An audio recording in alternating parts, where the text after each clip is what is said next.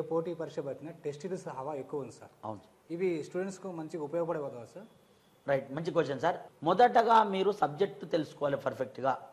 మొదటగా group 1 APPS వాళ్ళు syllabus ఏమి ఇచ్చారు, గ్రూప్ 2 ఏపీపీఎస్ వాళ్ళు ఏమి ఇచ్చారు, 3 ఏమి ఇచ్చారు, ఫారెస్ట్ బీట్ అవి ఏమి ఇచ్చారు. సిలబస్ నీకు తెలిస్తే సగం సక్సెస్ వచ్చినట్టు.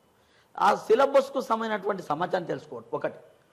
తెలంగాణలో తెలంగాణ టీజీపీఎస్ వాళ్ళు విడుదల చేసిన group 1, group 2, group 3 SI constable TET DSL and syllabus ఇంటర్నెట్లో అయితే ₹10 ఇస్తే సిలబస్ కాపీ వస్తుంది.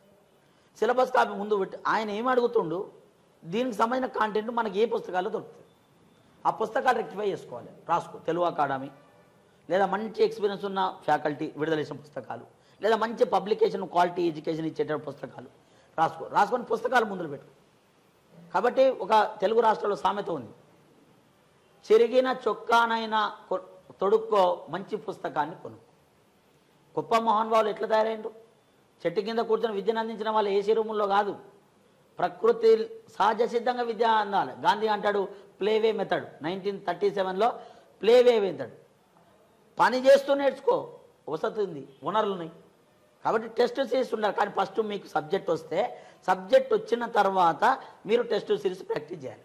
టెస్ట్ సిరీస్ ప్రాక్టీస్ చేస్తే నీ తప్పులు మన తప్పులు తెలుస్తాయి. మన తప్పులు ఎందుకు జరుగుతున్నాయో రెక్టిఫై చేసుకోవాలి.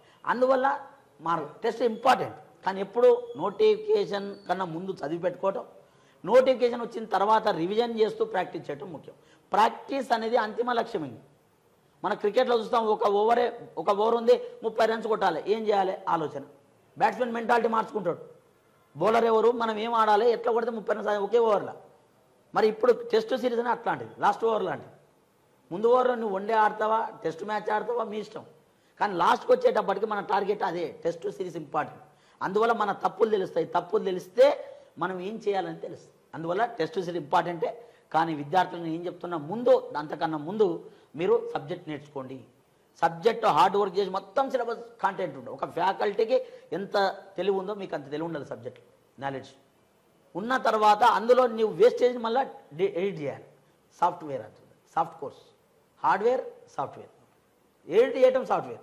ఏటి వేసింది ఎంత, నీకు రసం ఎంత మిగిలింది. చెరుకు దగ్గరికి పోయి తాగుతాం సార్, చెరుకు రసం దగ్గర చెరుకు గడ పెడతాడు.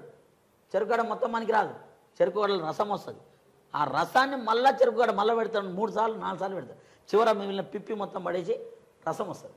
అట్లాగా చదివిన సిలబస్ మొత్తం ఏదైతుందో అది హార్డ్వేర్ లాగా మనం గుర్తుంచుకోవాలి. సాఫ్ట్వేర్ అంటే అందులో మనకి ఏంది ఉపయోగపడే క్వాలిటీ ఏంటి, దానివల్ల మీరు వచ్చిన తర్వాత ప్రాక్టీస్ చేయండి. సక్సెస్ 100%.